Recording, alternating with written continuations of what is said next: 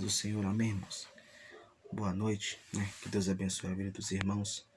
Estamos aqui para mais uma aula, de amartiologia. E nessa aula vamos estudar sobre o pecado e as relações humanas, E o textuário que eu quero usar nessa noite para os irmãos é Gênesis 3:12. Gênesis 3:12. Sobre o pecado e as relações humanas. Gênesis 3:12.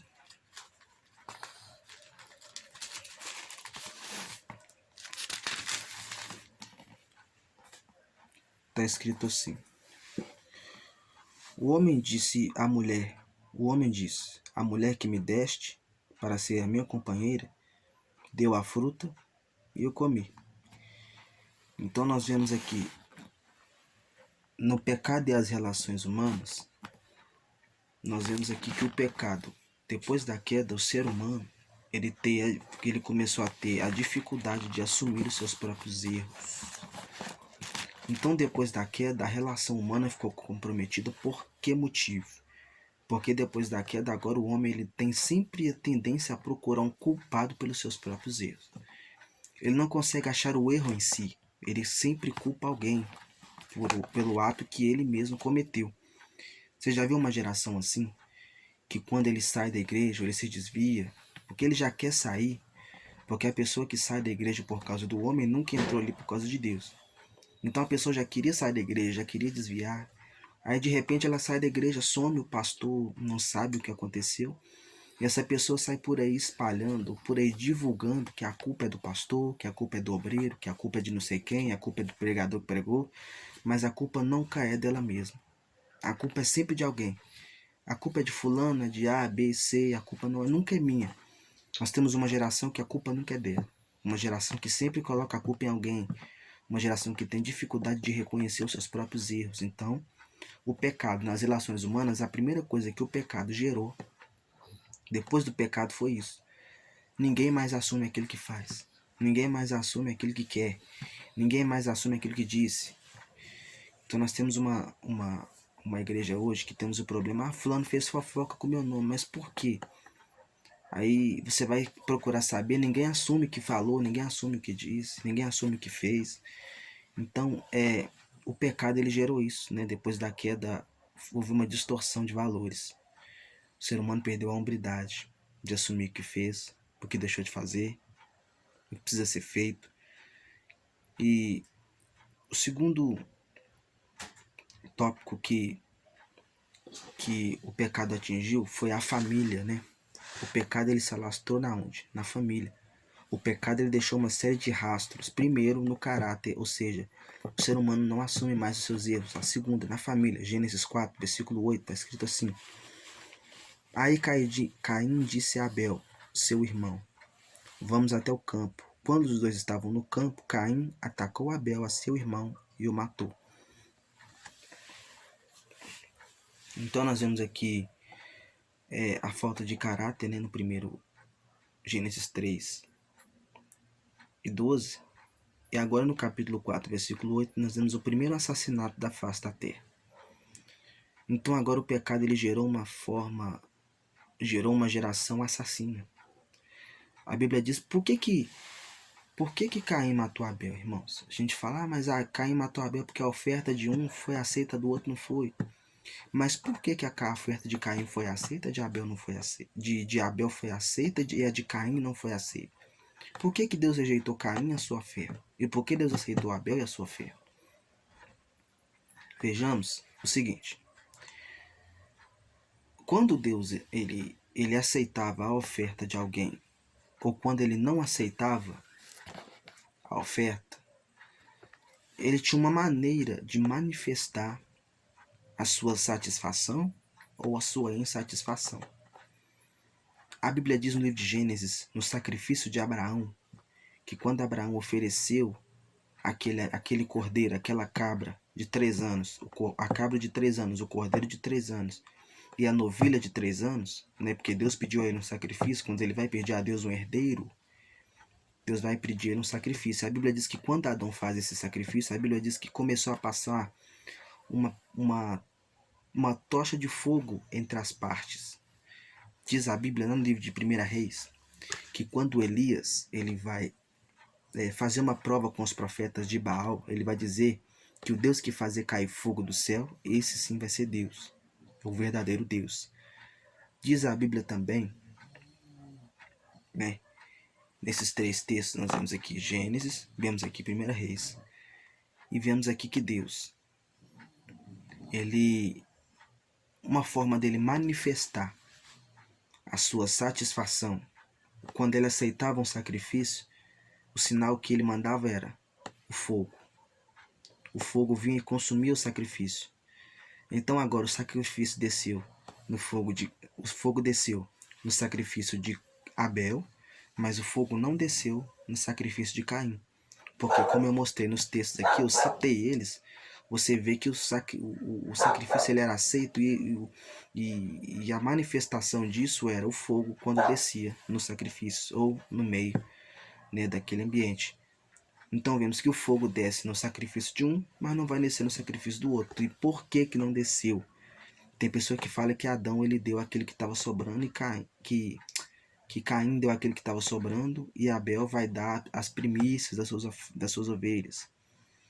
Tá certo que a diferença está aí. Não no que sobrava ou no que não sobrava. Mas a diferença está no seguinte, que Abel ele ofereceu ovelhas, ou seja, sangue. E a Bíblia diz que sem derramamento de sangue não há remissão. Então o sacrifício de Abel foi aceito porque ele apontava para Cristo lá no Calvário, que seria o sacrifício perfeito através do sangue. E o sacrifício de Caim foi vegetativo, foi vegetais, né? Porque a Bíblia diz que Caim ele era agricultor, se não me engano, né? Caim era agricultor. Então a Bíblia diz que todos eles dois tinham uma oferta, né? Eles tinham um emprego. Um era agricultor e o outro cuidava de ovelha, de animais, né? Então você vê que Abel era pastor, né? E Caim era agricultor. Então Caim era agricultor e Abel era pastor. O pastor sacrifica daquilo que ele tem o quê? Sangue, ovelha, novilho. O agricultor vai sacrificar o quê? Vegetais. Então o sacrifício de Caim foi vegetais. O de Abel foi ovelhas. Então essa foi a diferença no sacrifício dos dois, né? Por isso que Deus rejeitou a oferta e o ofertante quando rejeitou Caim. Por causa desse motivo. Então a segunda marca que o pecado deixou na humanidade foi o assassinato. Pessoas matando pessoas. Hoje eu estava vendo um jornal onde você vê um assassinato atrás do outro, onde você vê pessoas matando pessoas, né? Você vê infanticídios, feminicídios, todo tipo de assassinatos. Você vê todo tipo de crime, toda espécie, de toda esfera. E você vê isso porque isso foi uma marca que o pecado deixou. O ser humano ele ficou sem compaixão, ele mata uns aos outros. Então o cristão ele tem que abrir a visão dele para o mundo. O problema dos cristãos hoje é que a gente só estuda a Bíblia. A gente só estuda a Bíblia, a gente não estuda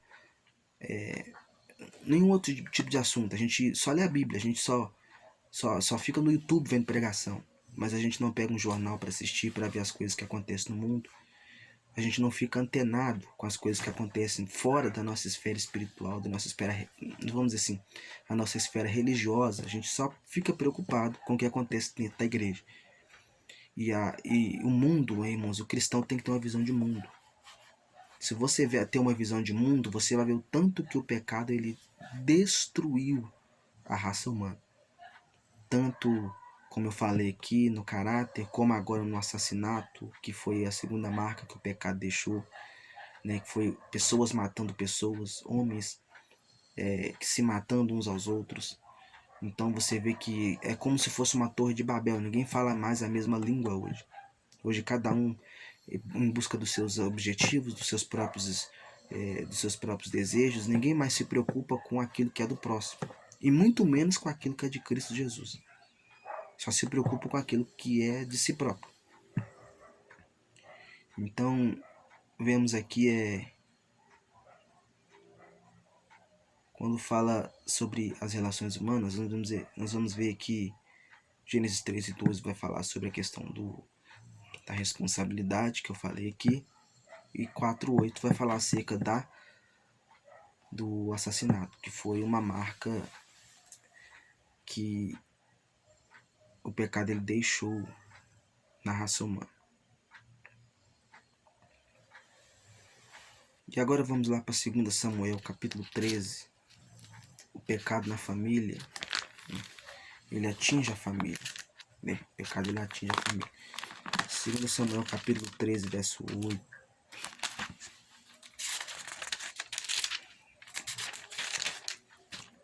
Segundo Samuel, capítulo 13, versículo 8, está escrito assim: E ela foi ao encontro de cama, aí pegou um pouco da massa e preparou e fez alguns bolos, onde ele podia vê-la. Então assou os bolos e os tirou para fora, para a forma, e os tirou da forma, para Amon comer, mas ele não quis e disse: Mande todo mundo sair. Todos saíram. Amon disse a Tamar: Traga-me os bolos aqui na minha cama e sirva-os para mim. Então ela levou os bolos para ele. Quando os ofereceu a Amon, ele a agarrou e disse: Deite-se comigo, minha irmã. Porém ela disse: Não, meu irmão, não me obrigue a fazer isso. Não se faz uma coisa dessa em Israel. Não faça essa loucura. Então nós vemos aqui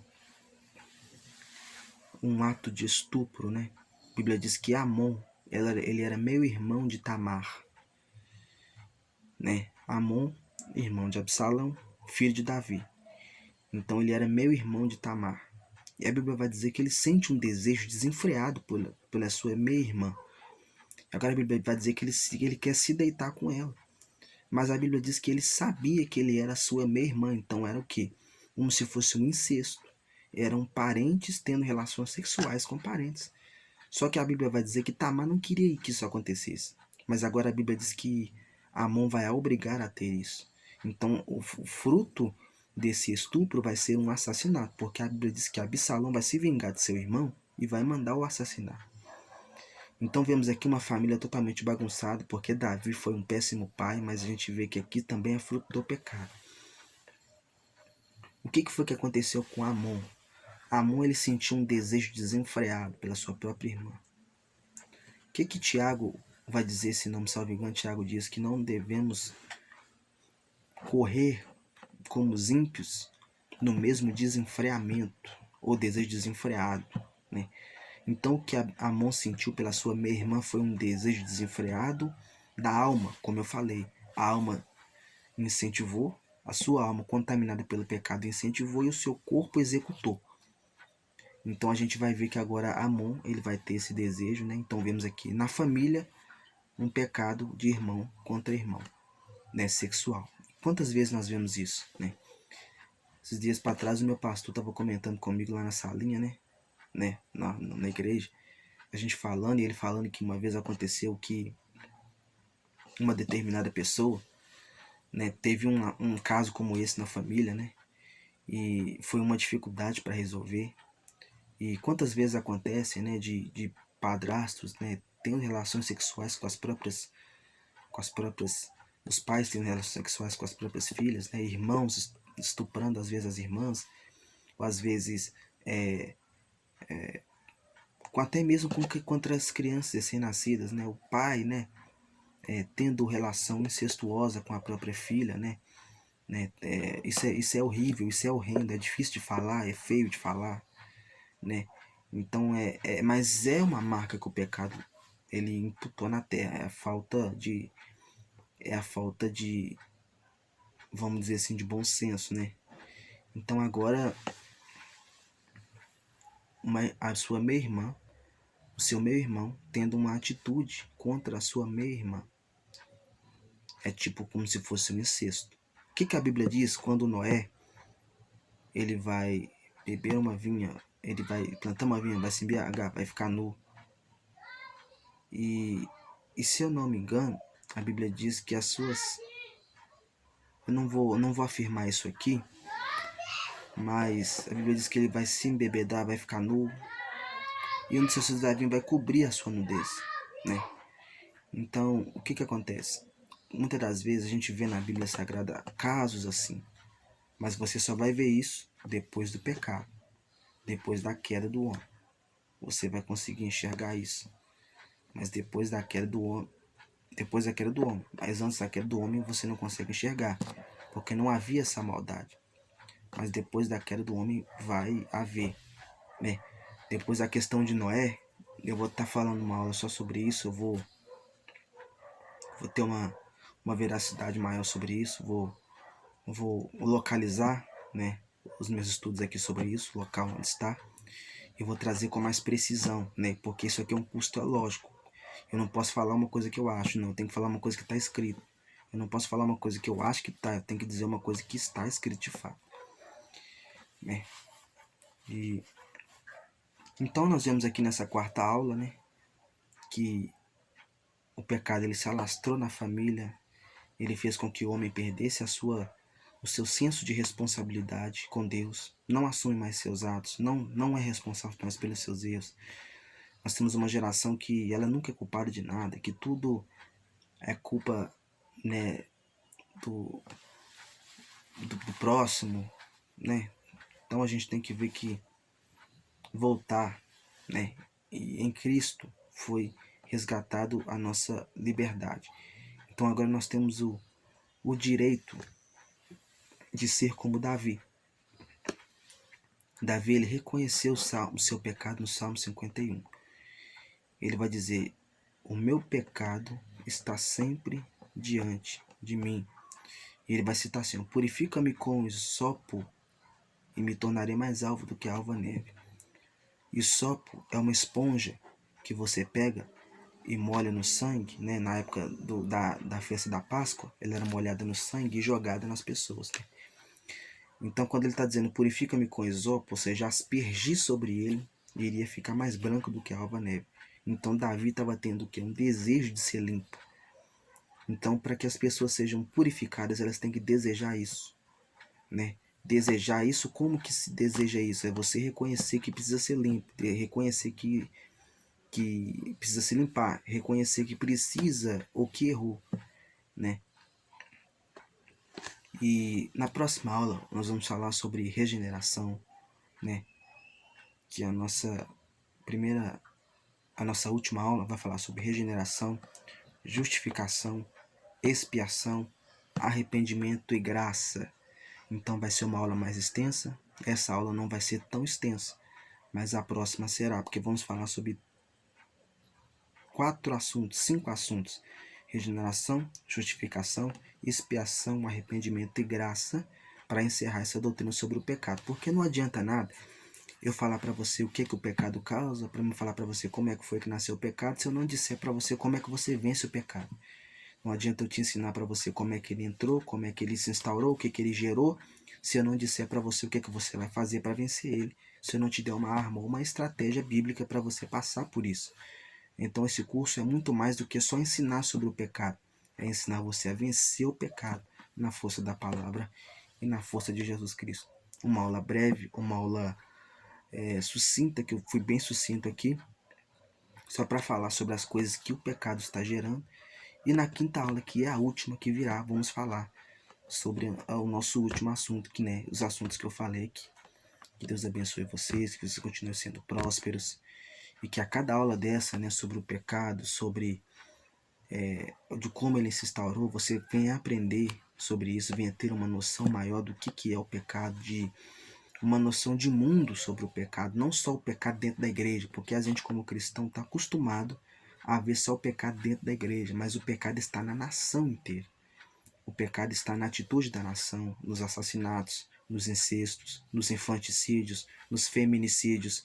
Isso tudo é consequência de uma queda, né?